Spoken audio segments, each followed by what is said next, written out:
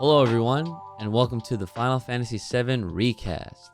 The Final Fantasy VII RE-CAST is a podcast dedicated to the Final Fantasy VII Remake universe. This show is airing during the lead up to the release of Crisis Core Final Fantasy VII Reunion. In episode 3 of RE-CAST, we'll get into the real meat and potatoes of the story of Crisis Core, which was released in 2007 for the PlayStation Portable, and theorize how this part of the story may be more fleshed out in Reunion. As we draw closer to the release of Reunion, we'll start diving into our theories of how the story may change and how those changes may relate to Final Fantasy VII Remake and subsequently, Rebirth.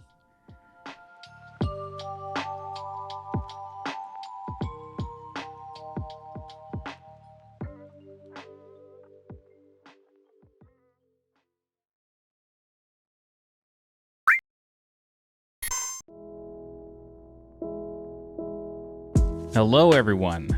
Welcome to RECAST. Ryan, how you doing today? Man, I am good as I'll ever be post-Thanksgiving, stuffed, mad food to go through still. Had like 3 different meals in one day from 3 different houses. It was ridiculous. How about yourself? It was pretty good. You know, being out here in Los Angeles, this is the first Thanksgiving since I moved out of New York, at least this time. I got invited to my friend's wife's house, which was really nice. Spent Thanksgiving with her family. Had never done a Hispanic Thanksgiving before. We had tacos, tamales, all sorts of accoutrement. It was very, very nice. I don't like turkey, so I was all about it. Like, I really don't like turkey, so it was delicious. You are truly a man of culture because out of all the birds, I feel like turkey is among the wackest. Whack. Okay. Whack. Definitely whack. It's all about that penne and chicken. They are the top dogs, even though they're not. You get my drift. Anyway, so. Have you ever had duck? No, I have not, actually. Duck is good. Only duck sauce, but. I don't think that's made from ducks. I don't think so. That is chemicals. Yeah. No, I know. Yeah, right. Duck is really good. You got to go like fancy restaurants to get it though, but it's good. Yeah. All right, so last time on Dragon Ball Z, or last time on RECAST, we went through what I would consider to be the sort of like drag of Crisis Core, where you're not doing a whole lot.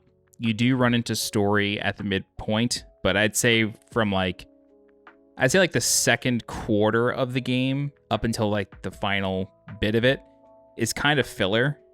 It tries to establish the relationship between Zack and Aerith. It does an okay job, but for the level of the relationship that you're led to believe it is through playing 7 and, you know, in Advent Children, it seems forced in a way. Like, it doesn't seem like it's that serious. But in this episode of the show, we will discover more about the relationship and, see how Zack and Aerith get along. And like Ryan said in the intro, we're going to get into the meat and potatoes of the story in this episode. And that primarily is made up of the Nibelheim incident. So sort of the moment everyone was waiting for from this game is finally happening. But remember, you know, we're dividing the game up into 4 parts in terms of the recap. So from the halfway mark to the 3/4 mark is the Nibelheim incident. There's still more to go after this. And it does reveal how, you know, things shook out and you know, where people went afterward. But if you're ready, I could start the recap, and there's a few conversation points in here that we can get to. But I think this is going to be a long episode, so you want to get right into it? Yes, please, because I'm sure you already know that now that we're getting closer to this meat and bones, we're in there.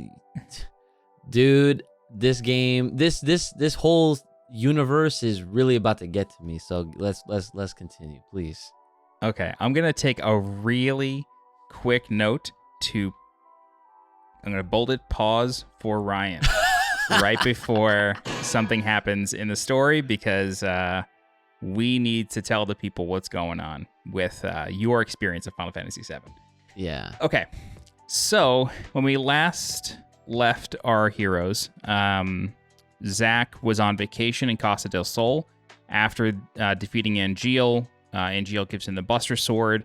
Hollander is turned over to Shinra, and Genesis is presumed dead. The Turks are always following him, even on vacation, and they are in Costa del Sol on the beach. And, at first when this scene begins, it looks like it's just a beach, but then you quickly see the rounded staircase that is iconic in Costa del Sol. So it's very clearly there, and I think there's a sign that says Costa del Sol as well. So they're keeping it very much in universe, which is nice. Costa del Sol, I'm very excited to see how it looks in Remake. Can only imagine. Or Rebirth, rather. So no one ever mentions Angeal or Genesis. The Turks just do not mention him. Shinra seems to be in a bit of a disarray. And yeah, it's like it never happened. So Cisne, who is, if you haven't been following along or you haven't played, Cisne is a Turk that is exclusive to Crisis Core. She only ever appears in that game. Unclear if she'll appear in Rebirth or what's going on with her, but she really only appears there. She may appear in one of the other compilation titles, maybe like Before Crisis or something, I don't know, but as far as I know, she's only in Crisis Core. But she tells Zack that Director Lazard, the head of the Soldier Division, who we really haven't seen in a while, has been missing and was likely part of Genesis's plot, as it was discovered that he was financing Hollander's research using Shinra funds.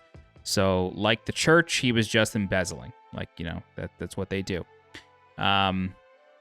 So, Cisne also informed Zack that Aerith is the last surviving ancient, and that Shinra, via the Turks, are surveilling her. So this happens when, she kind of lets it slip that, she knows that Zack is interested in Aerith and that he's been seeing her. Zack assumes that they were spying on him, but they're actually spying on her. So, just after that, Sung appears out of nowhere and alerts Zack to Genesis copies that are about to attack the beach. Zack kills them using a beach umbrella, which is hilarious. And after their defeat, Sung suggests that Genesis is controlling the copies from the life stream. So this is really one of the first mentions of the life stream and its sort of powers or what it allows certain people to do. And, this will constantly keep coming up in the 7 universe as stuff happening in the life stream. And the current working theory is that Sephiroth in Remake is controlling things from the live stream, and that this version of Sephiroth that we're seeing is maybe from the future or something. Sung then sends Zack to Junin as it is under attack. He also tells Zack that Hollander is in Junin, and that Sung believes that the two cannot be unrelated, the attack and the fact that Hollander's there. After dispatching a bunch of Genesis clones in the city, Zack finds Hollander attempting to escape. While chasing him, Zack spots Cloud taking a breather after getting a little motion sick on a helicopter ride over, and he says that he's happy to be working with him again. Cloud is surprised that Zack even remembers him, which is really a testament to Zack's character more so than Cloud. He kind of illustrates that Cloud is still a sheepish little dude, and that he's kind of looking up to Zack, and he's just surprised that Zack remembers him. So Zack catches up with Hollander, who sends a guard scorpion after him. It's the first boss of Final Fantasy VII, a nice little throwback. Yeah, I noticed that. Yeah, it's cool to see.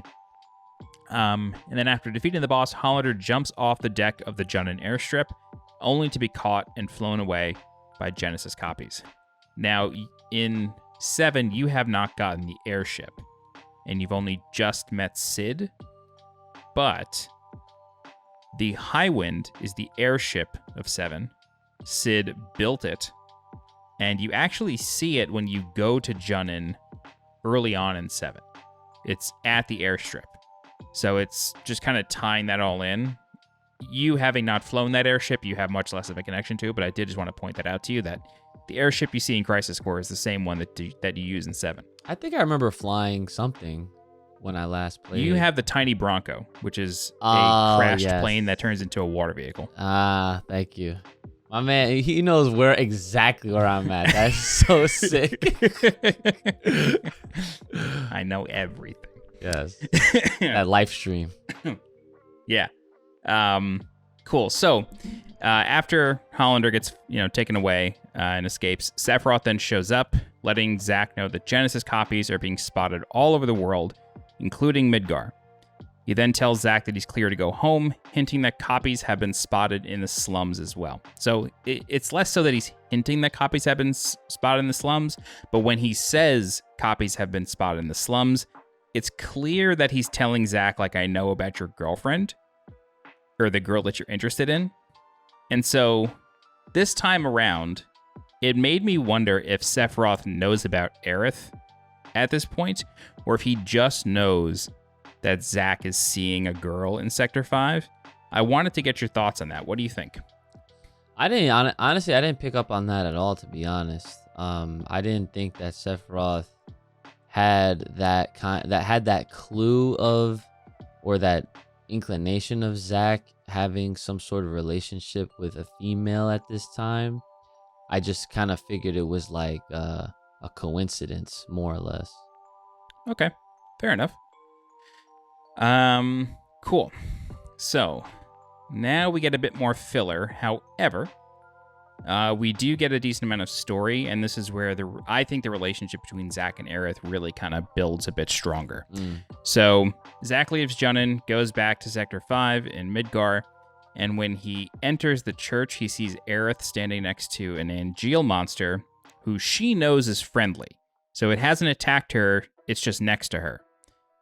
Zack kind of assumes that it's there to hurt her, but she kind of like shakes him off. And then all of a sudden a Shinra robot shows up, which looks like a real life bomb defusal robot. The Shinra robot shows up to destroy the monster, but the monster attacks the robot instead and protects Zack and Aerith, then flies away limp. So Zack takes this as a hint that Angeal is possibly still alive as well, because if there's Genesis clones in the world, that means Genesis is probably still alive. And so the same can be possibly said for Angeal. So Aerith then tells Zack, we got to get to work building this flower wagon so I can sell flowers in Midgar.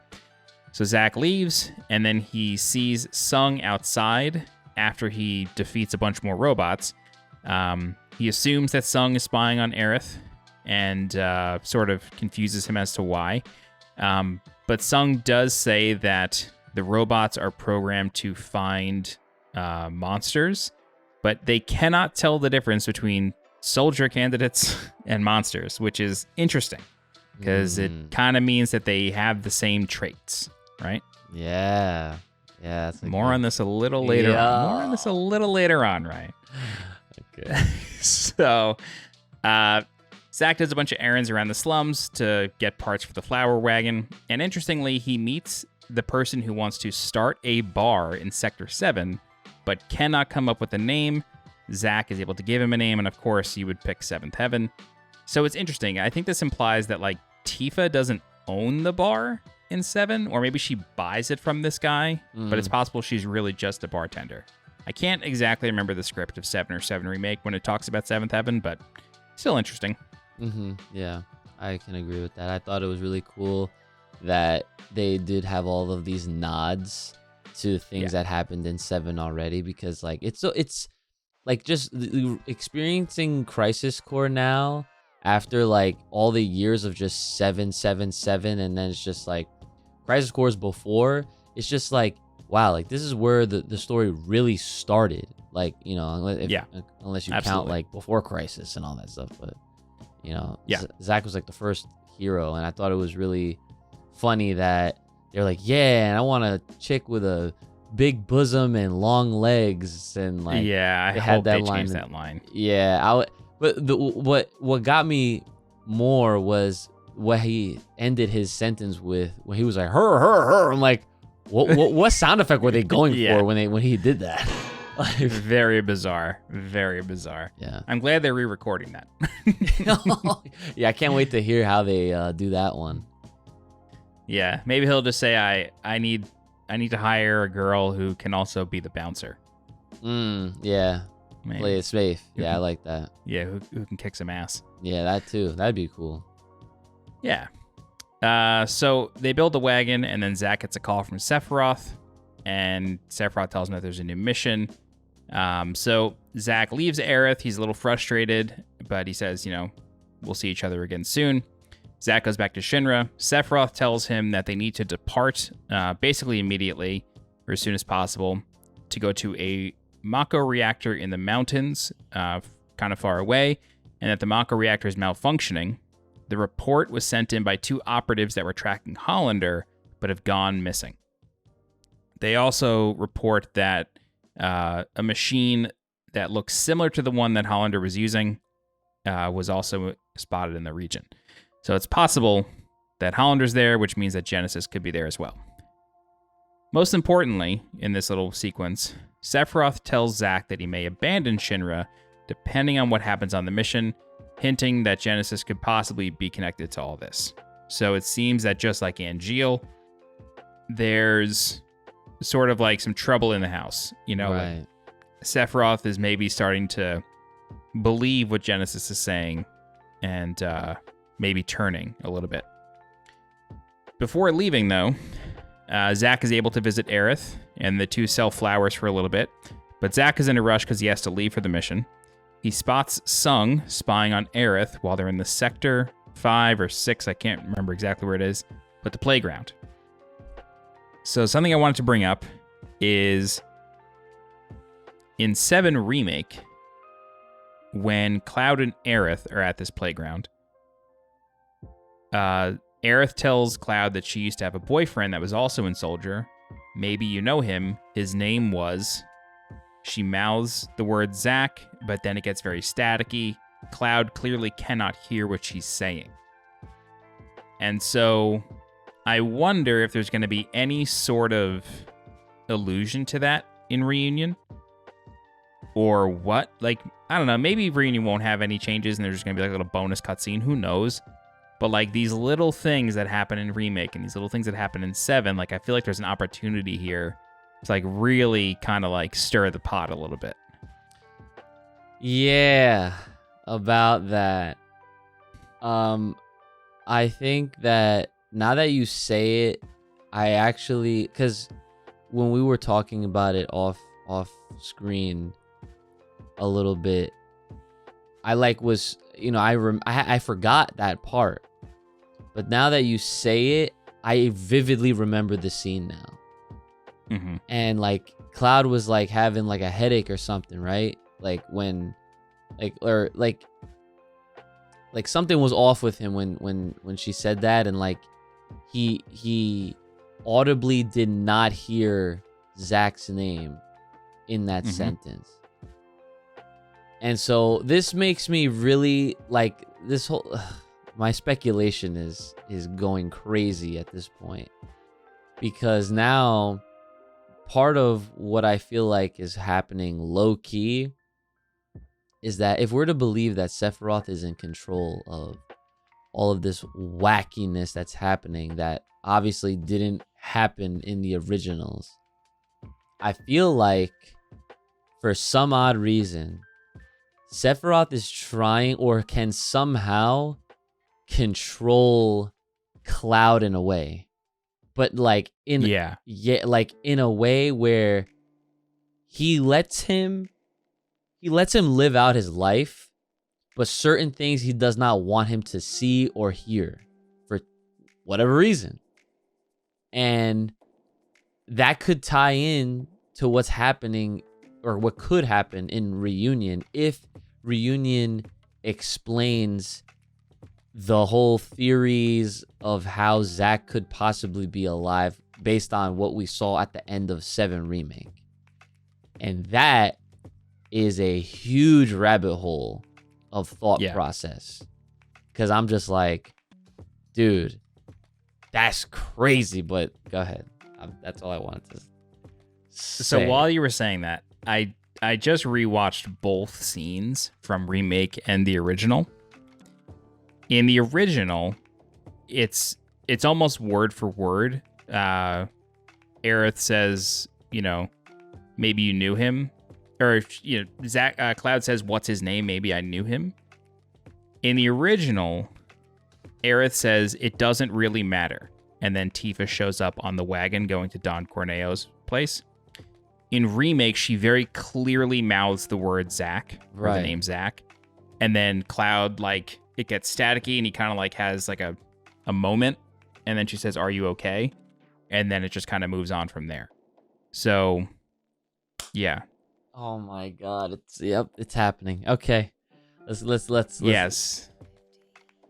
So, before we go any further, I know we typically do the recap, then we talk, but for those of you who may be just joining for episode 3 and haven't watched the first 2, please go watch them. But Ryan has never finished Final Fantasy VII, and the furthest he has gotten is just before the Temple of the Ancients. So he has Vincent, he has Cid, he has the Tiny Bronco, he's searching for the Keystone, but he has not entered Temple of the Ancients. He knows that Aerith dies. Yeah. He knows. That much but is he obvious. does not know. Yeah, he does not know like what happens after that point, really. So, it has also been a long time since he's played. Probably, what would you say, like 2 years, 3 years? It was like right before Remake came out, right? Oh my god, it has been that long. Jesus. Yeah, I was playing the original on my Switch, which was probably like the third time that I restarted it, because again, right. I have like an original save on my PS1 version, but then I tried and I did it again on PSP, and then PS3, and then got it on Switch because convenience, why not? And so yeah, that my Switch version is the version that has the most progression out of all of the years that I've tried beating this game. So the way we like record, just to give you like a little bit of like inside baseball here, inside podcast, the way we record these episodes is we're both watching a playthrough of Crisis Core. I've played it, Ryan has not, so I'm just sort of refreshing. Ryan is seeing all this for the first time, and so what I've been doing is I've been giving him timestamps in the video to stop each week. This way, like, we know exactly what we're going to talk about, but also to kind of like keep not spoilers, but like to kind of keep Ryan like fresh and like excited the whole time. Yeah. Now, because Ryan hasn't played the original 7 in a while, I also told him to go watch the flashback sequence. That it's like the first thing you do after you leave Midgar, you get to Calm, and then Cloud tells the story of Sephiroth in Nibelheim. So in Crisis Core, we're about to go to Nibelheim. We're about to see this play out in real time. But it's very important, I felt, to have Ryan watch the flashback before we talked. So there's a lot that we're going to talk about as we go through the Nibelheim sequence. But Ryan, question for you. Yes. How are you feeling having seen the flashback and Crisis Core's version back to back? Dude, something's going on here. Okay. Something is not right. Okay. Because, something's not right with Cloud per se, because I see what happens in Crisis Core, and I understand that, like, and you said this here on the podcast, is that this whole game is based off of that cutscene essentially in the original. But this moment, this is really where that cutscene, like, I guess, originates from. Yeah. And the big the big thing I guess I'll mention is that Zack was going through this whole thing with Sephiroth, and like when Sephiroth was discovering the truths behind Genova and the creation of like these monsters and like all this stuff, and like then you go watch Cloud's version of the story, and Zack is not there, and I was like, hold on, something is clearly not right. And to answer your question, I'm kind of like mind fucked a little bit, because I'm just like, okay, Cloud clearly is having like some memory issues, and that's kind of been like a common theme. So that's nothing like too crazy, but it gets crazier when you start implementing all of this stuff that we were just talking about, with like Aerith mentioning Zack straight up, word for word, to Cloud, but then it gets fussed out. He's telling a story of events that he was there for, but not even including the dude who was like, it's almost as if like Cloud is telling the story as if he was Zack.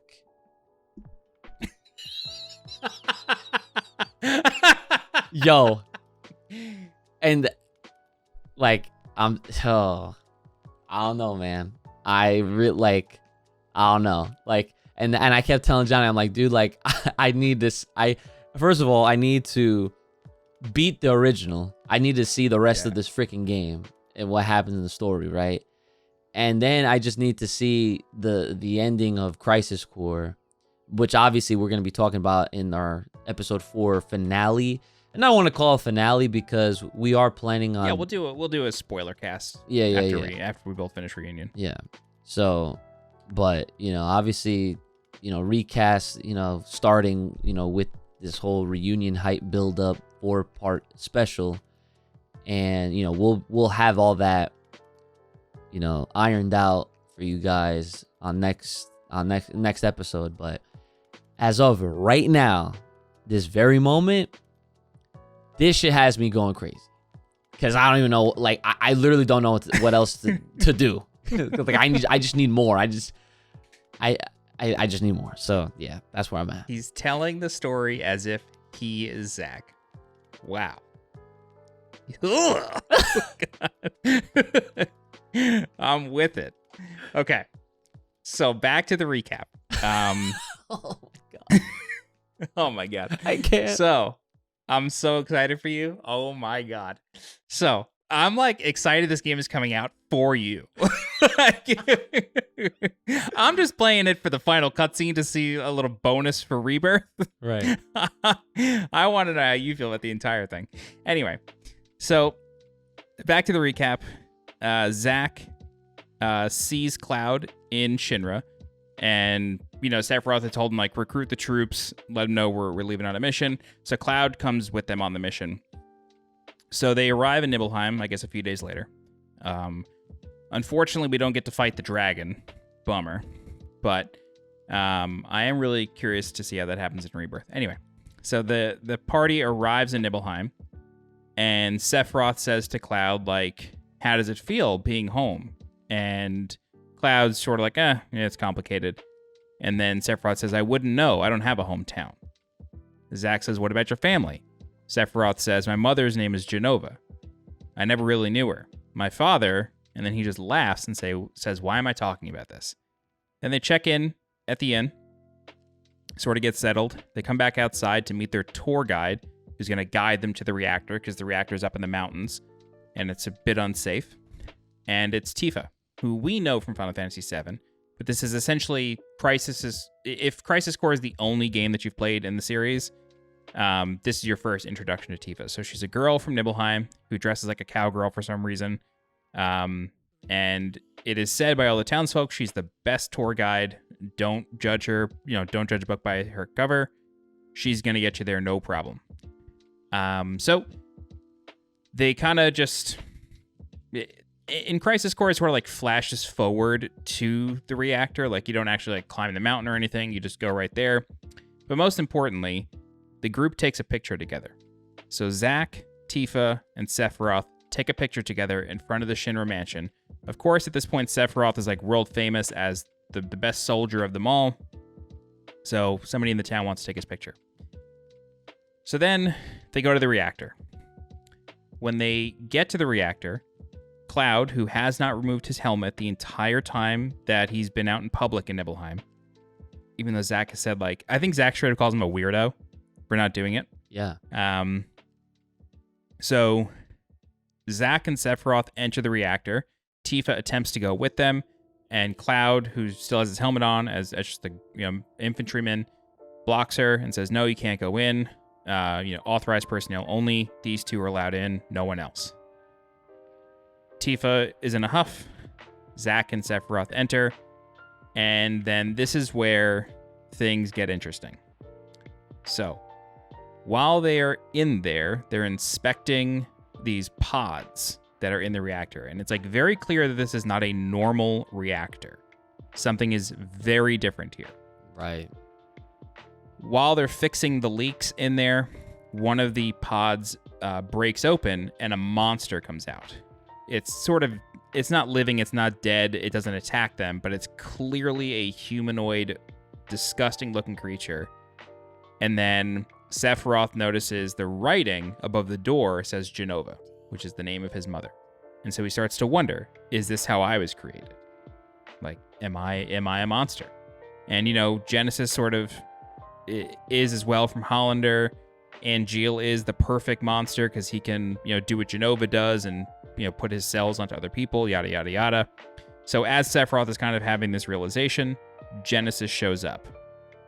Now, I will tell you, this is like unique to Crisis Core.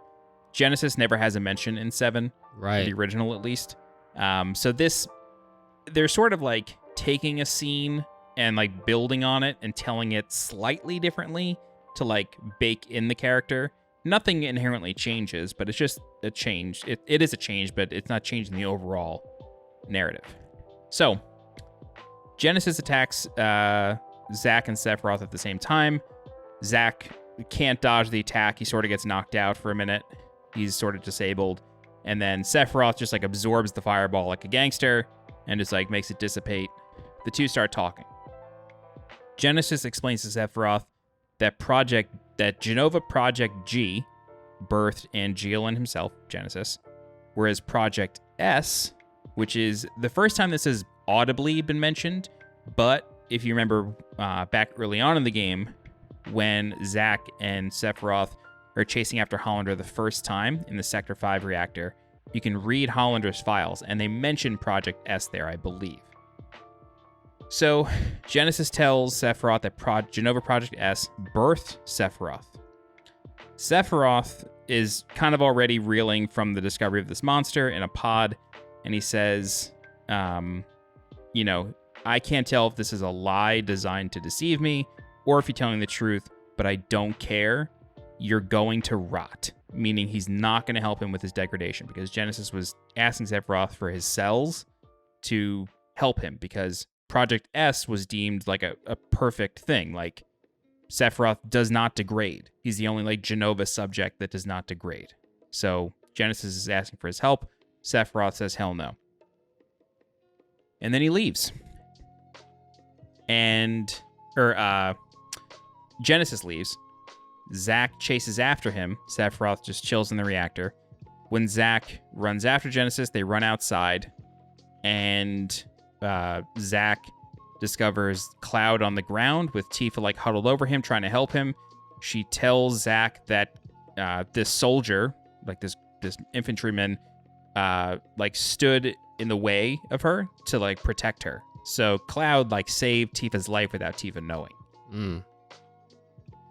So Zack defeats some Genesis monsters, and then they go back to town. So at this point, some days have gone by, and Sephiroth has not left the Shinra Mansion.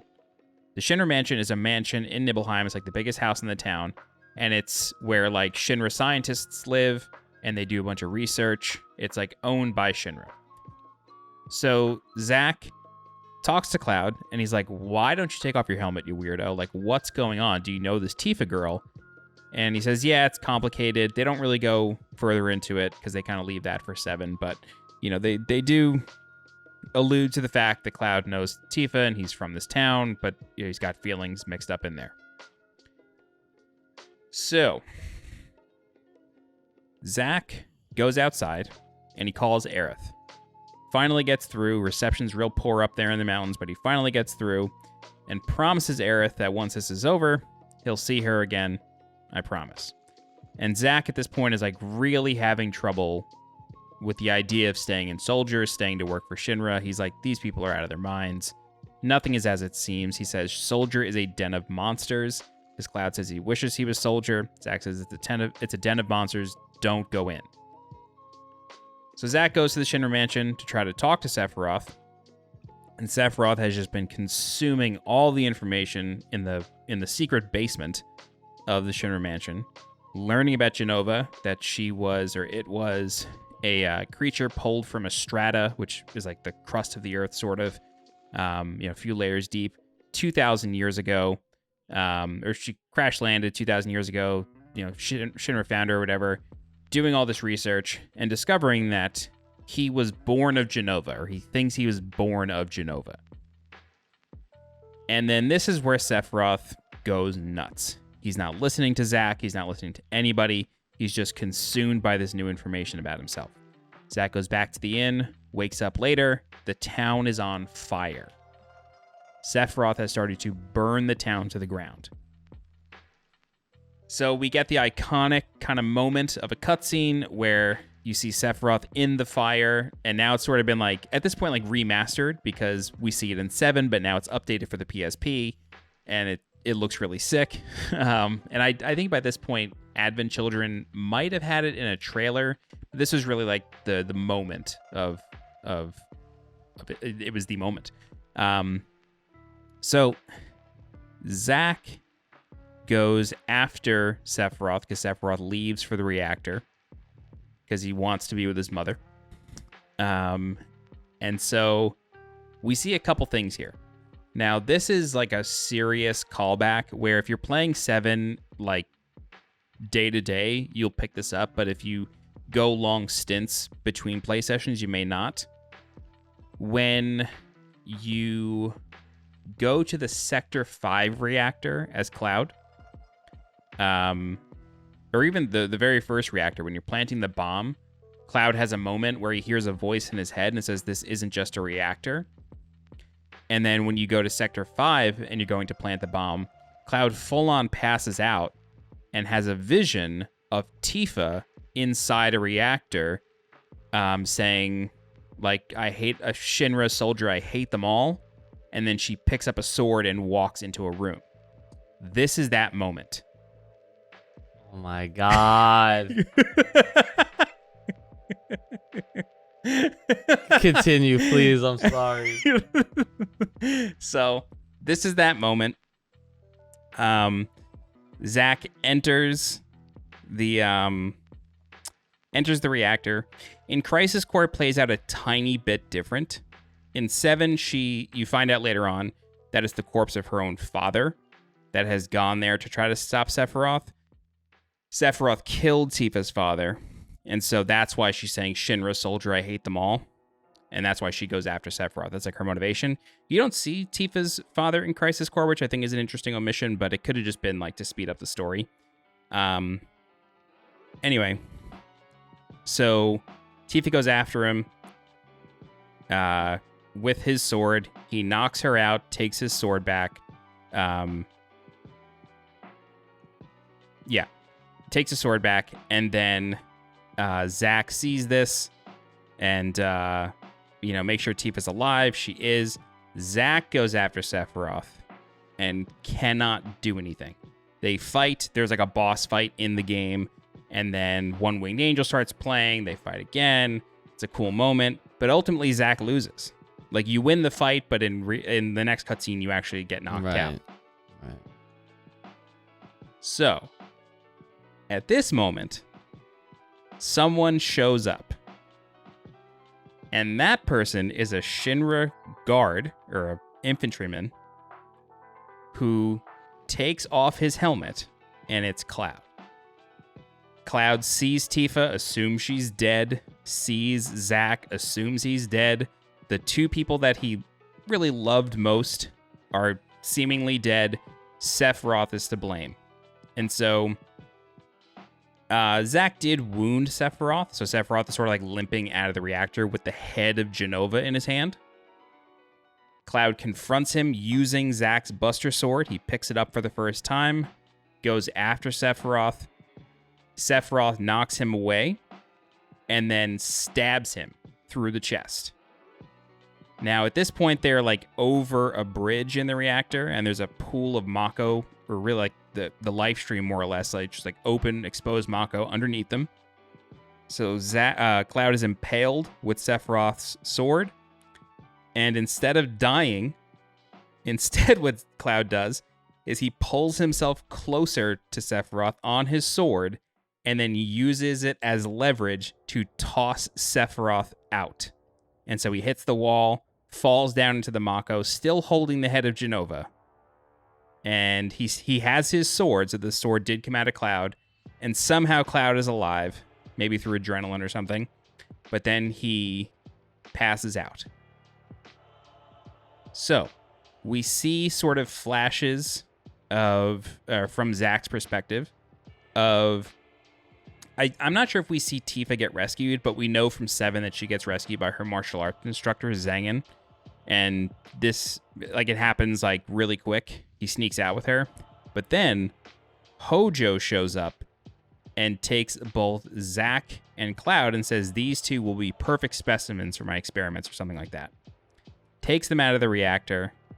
And then Zack has a vision, or possibly a vision, maybe not, of Angeal saying, like, sort of like talking down to him, like, you disgrace yourself. This isn't becoming a soldier. Zack sort of bangs on the glass. He's like in this weird test tube. It's a first-person perspective. You can't really tell what's going on. And then a cutscene plays where it's like clearly like a hallucination or a dream of Zack standing on like clear water, and then a white feather drops down, and he says, "Those wings, I wish I had them too," or something to that effect. Yeah. Yep. And that's where we're stopping for now. Yep.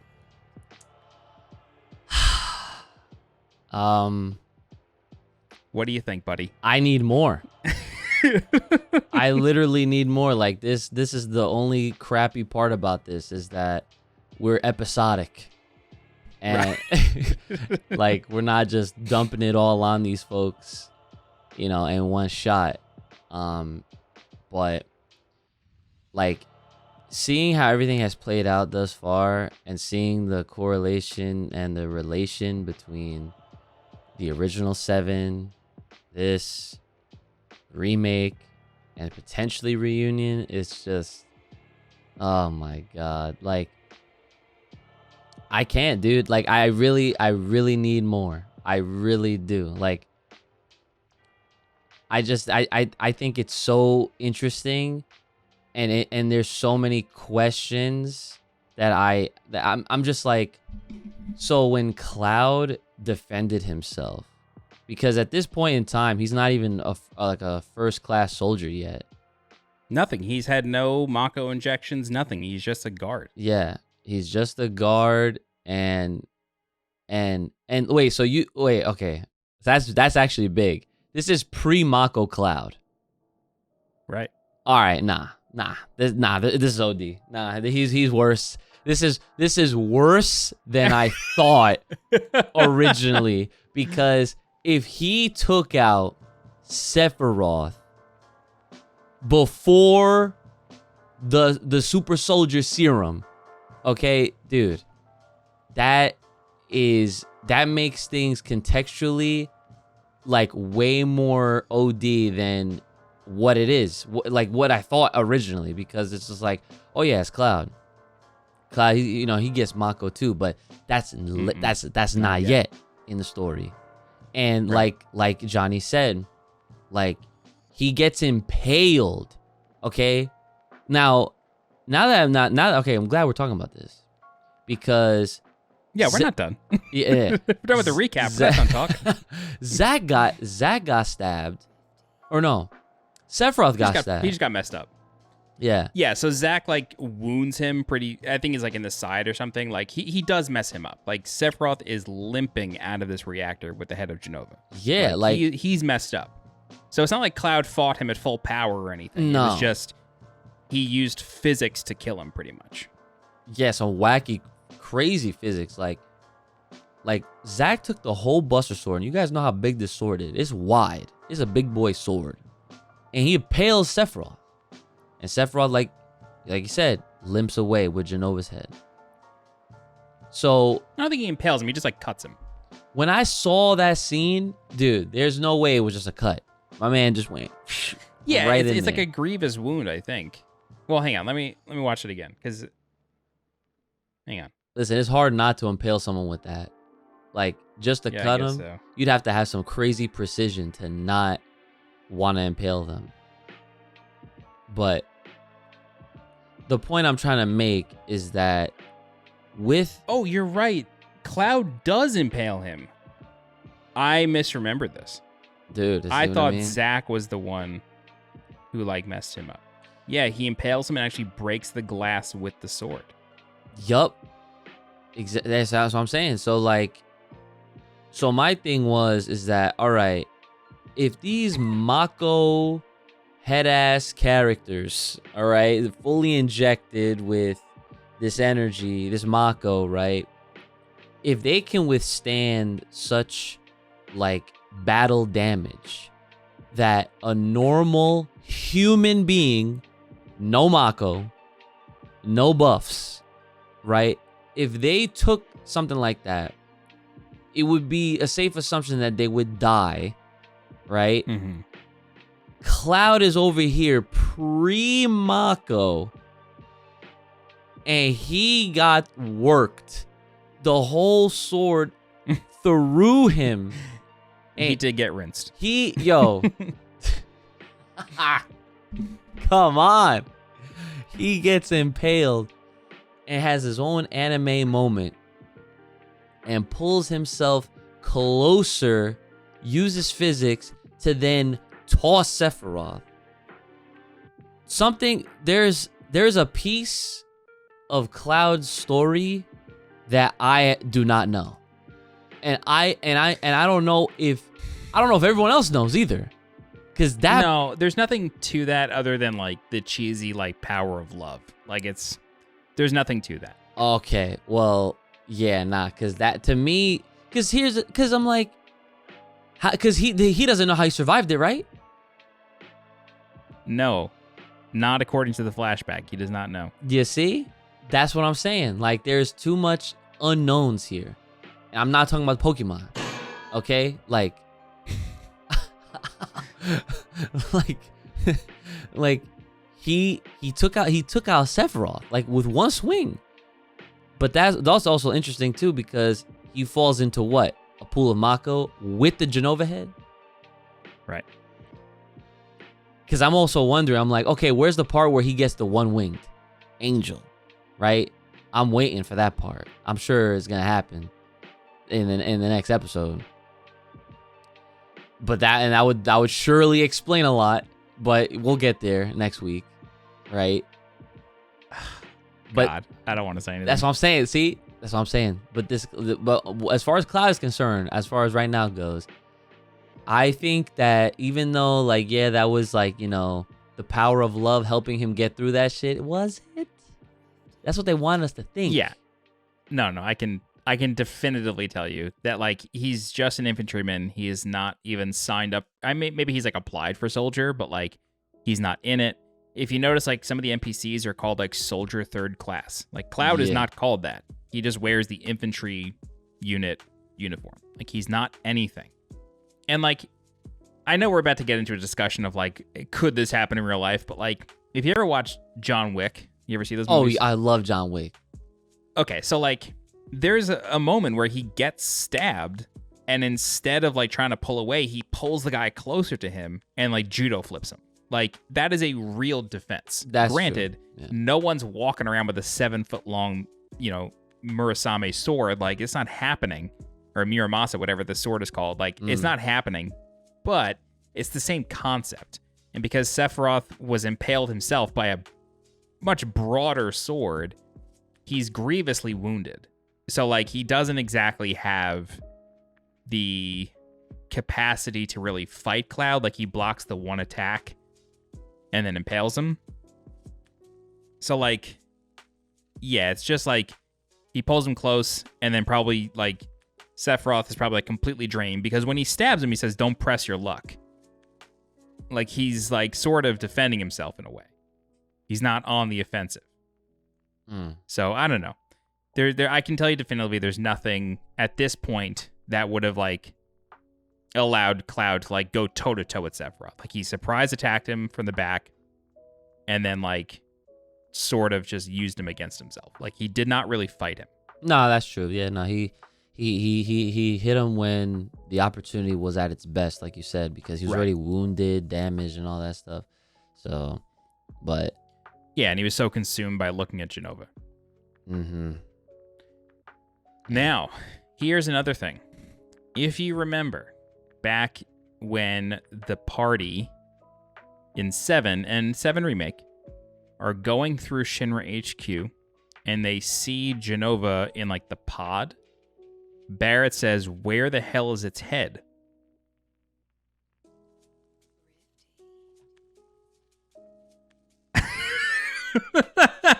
Nah, son.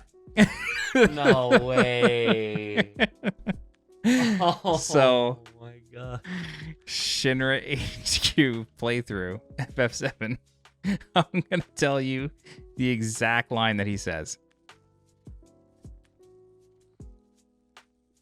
Okay. Yeah, he says, hang on. Yeah, we're at the pod. Hojo's there.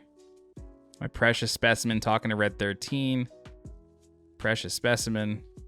Cloud says Jenova ...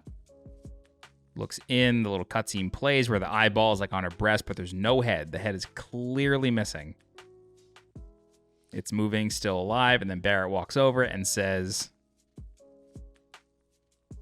"Where's its fucking head? The whole thing's stupid. Let's keep going." Bro. And this is remake. No, this is the original. Oh, that's from the original? Okay, well then Yeah. that definitely still lines up though. Yeah. So Cloud questions, how did it get here, and why is Jenova still alive? So clearly they moved it from Nibelheim. Yeah, who's they? Come on, bro, nah. Who's they? Who are the ones that keep making things disappear, making things appear like they never happened? Shinra, baby. Shinra. The machine.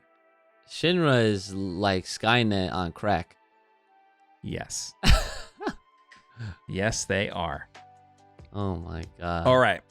So, Ryan, my question for you this week. How do you think this game, like, you know the end. You know Zack has to die. But how do you think the rest of the game plays out? What do you think will happen? Knowing Cloud survives, but he does not know how. And Zack is nowhere to be found in 7. Well, we're clearly going to see where and how he dies. Right? Guaranteed. We're going to... I put air quotes because... Right. Right, yeah. According to Intermission or whatever, he's not actually dead. No. Or at the end of 7 Remake, he's not dead. Yeah. In some timeline. Right. So...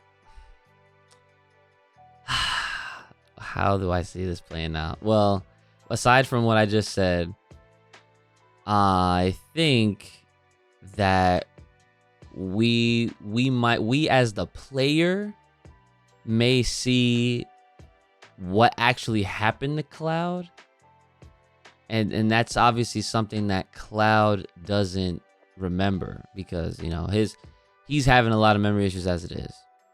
But I feel like as the player, we're gonna see what truly happens and then maybe get some sort of explanation as to why he doesn't remember, because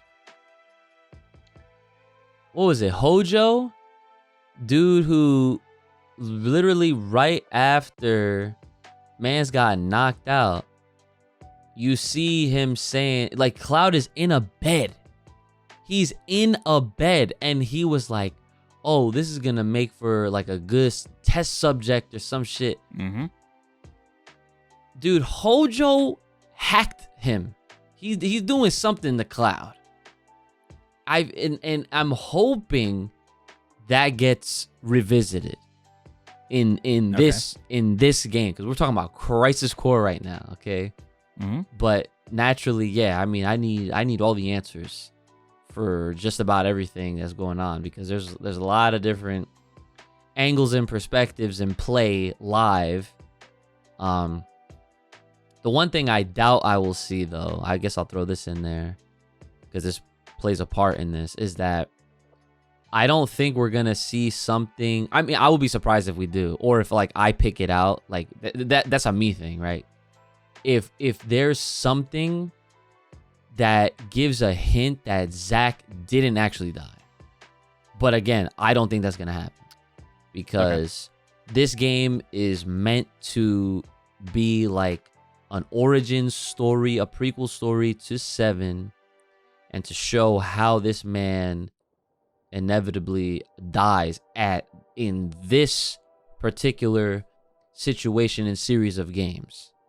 However, I will also add that being that this is a remake situation where the universe of 7 is growing because of the nature of this, essentially adding on more layers to an existing story that, you know, fans have already experienced. This is, I think, a really good tactic in how you make remakes of games that have had a presence at a previous point in time. And I'm using Pokemon as an example. And I remember specifically with Omega Ruby and Alpha Sapphire, in the storyline post-game, right? They actually explain. They do it in a very subtle way, but it essentially confirms that the original games from back in the day on the Game Boy Advance, Ruby and Sapphire, and any game, you know, before it, have a canonical place in the overall timeline because Omega Ruby and Alpha Sapphire essentially take place in another universe, in another time. Because there's a part in the game that says, like, there's like a meteor that they're not trying to have hit Earth. But then there's some girl who is trying to prevent them from doing that because her worry is that, well, what happens if we hit it back into space and somehow it destroys another world that doesn't already have like mega evolutions? And that line, a lot, like, it's unanimous. Fans believe like, yo, this is confirmed. This legitimizes and makes the original Ruby and Sapphire fair game. Because obviously, like, they wrote the story where it's like, clearly in Omega Ruby Alpha Sapphire remakes of Ruby and Sapphire, they have mega evolutions and stuff that didn't already exist in Ruby and Sapphire. But in this, yeah. So I'm like, I'm bringing all this up because this is a really, like, this whole theme of what the world of 7 is going through. This is not completely new as far as like, sure, happening in games and stuff like that. So, but it's way more interesting here in 7.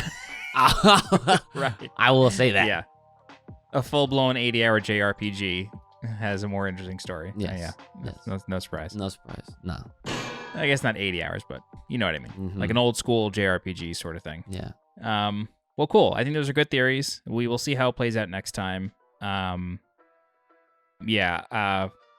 I will say is Zack's death, I think I said this last time, but it's like the first time that I ever cried at a video game. Yes. And so like seeing it, like even just like bouncing around this playthrough video that we've been watching, like I've caught it a couple times just like clicking too far, and I'm like, oh God. It's so gut-wrenching, but so good. Yeah. Cool. All right, well, we covered a lot of the story here, and we really just had the conclusion. I think the next episode, we're probably just going to spend the most amount of time just like talking about the game, less so the recap. The recap's going to be pretty quick, because it's just like the next part, the final boss, and then the end. You know, it's like, it's not much. But I just felt this was a good stopping point for the story itself. Okay.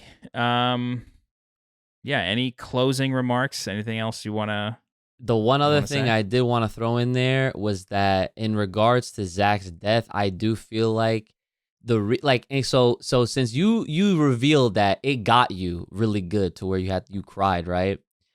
Uh-huh. I feel like what's gonna happen is like he's gonna have his hero moment. Like he's gonna it's gonna be like one of those full circle story elements where like the whole game, they're constantly remind you, like he's thinking of Angel. Is like heroes need to have their honor and like you see what I mean? You see what I mean? I cracked it. End the episode. We're done. I'm not saying anything. We're done. All right, we'll see you next time. See you next week. Bye-bye. Wow. His hero moment. Oh.